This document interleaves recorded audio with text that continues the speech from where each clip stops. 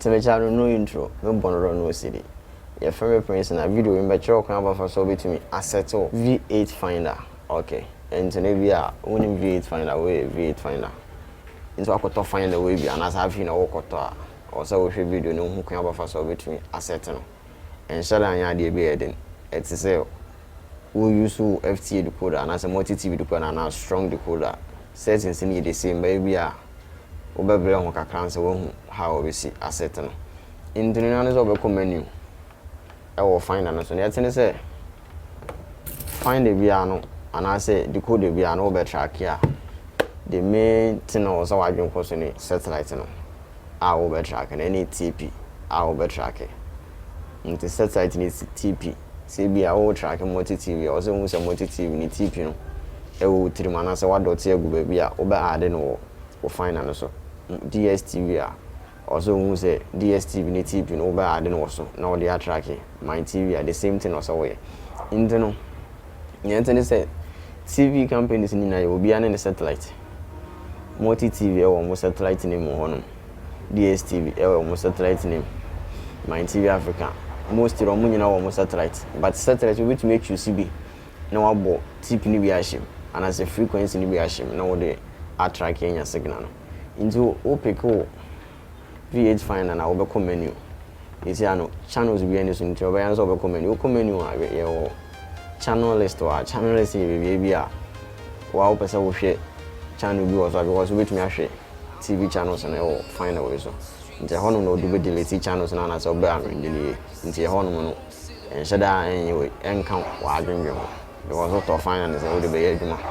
nti no baba over settings so system settings no hanu na your language nti hanu mi say na bia your language na asesa na over bi mi so na we change na ko English na your AV settings bia we define an name man or that TV and so over hanu mi say no hwe settings no hwe ne TV aspect ratio nti oba back other settings so hono by no hu hia nti you will choose one you say how no your information open so upgrade find and I'll be to me upgrade no how you say what the USB USB drive share no upgrade no how you say near factory reset the factory settings no say bia why your settings do find and also na share one no nya signal no you be answer about factory reset no setting to factory reset no your default code IO FT decode we have so default code near 4 zeros so answer about 4 zeros over 4 zeros now a be resetting to factory default into setting is na be new okay into the main one is about satellite installation hono na wo de be wo human into about satellite installation na near wo screen so wo ni sisi ya no satellite ni names the satellite name is an American say TV company be one satellite name and as a TV channel be and satellite also into multi TV Astra 2A 2B 28 degrees DSTV Eurotelsat 36 degrees omunyina east into no say be obubu multi TV yes and say satellite no be choose attract signal Africa no we to make choose satellite dine wo hono na e meaning east renew from maybe at 20 degrees I'm to be 76 and I say 40 it depends how I'll be choosing any other way into one person over who be chiro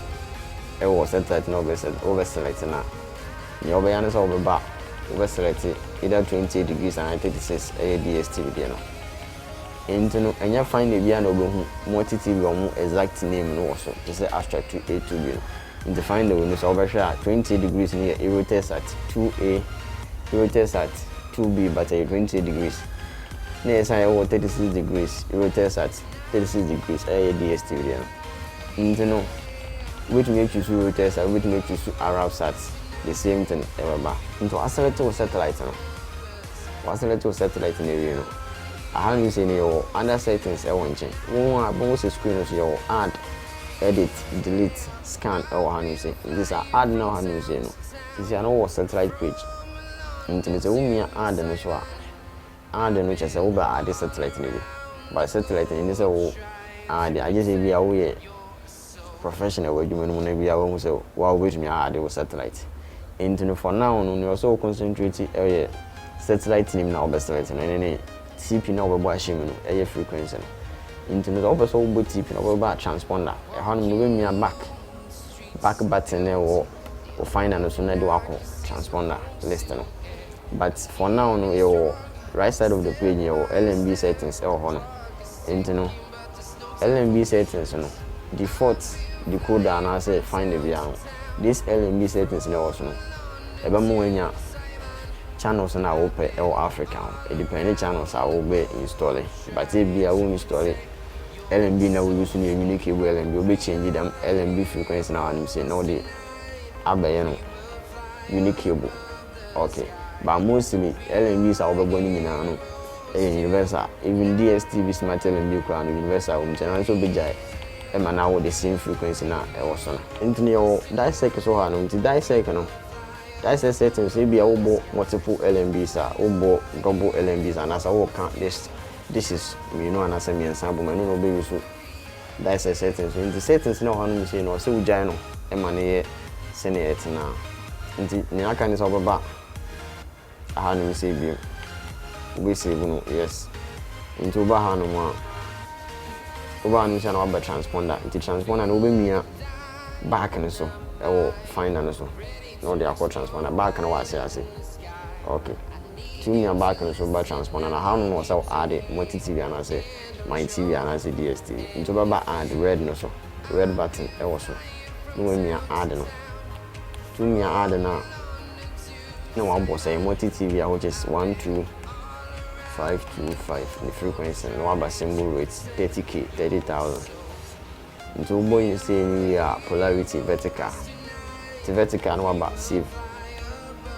into also that this also that I know so show now select okay now they are to so the to say now no I connect to cable